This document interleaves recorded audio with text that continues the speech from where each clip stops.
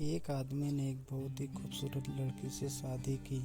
शादी के बाद दोनों की ज़िंदगी बहुत प्यार से गुजर रही थी। वो उसे बहुत चाहता था और उसकी खूबसूरती की हमेशा तारीफ किया करता था। लेकिन कुछ महीने के बाद लड़की चर्म रोग से ग्रसित हो गई और धीरे धीरे उसकी खूबसूरती जाने लगी।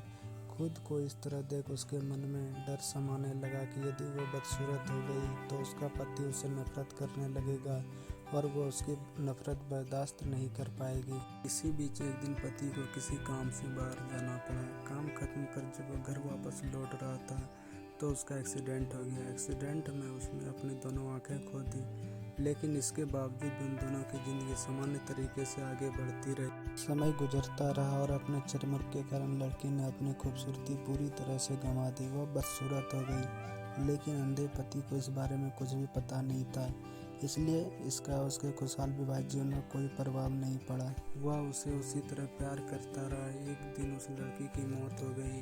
पति अब अकेला हो गया था। वो बहुत दुखी था। वो उस शहर को छोड़कर जाना चाहता था। उसने अंतिम संस्कार की सारी क्रियाविधि पूर्ण की और शहर छोड़कर जाने लगा। तभी एक आदमी ने पीछे से उसे पुकारा और पास आकर कहा, अब तुम बिना सहारे के अकेले कैसे चल पाओगे? इतने साल तो तुम्हारी पत्नी तुम्हारी मदद किया करती थी।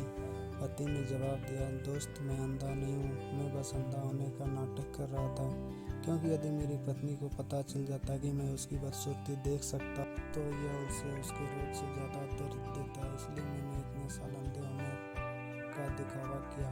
वो बहुत अच्छी पत्नी थी, मैं बस उसे खुश रखना चाहता था।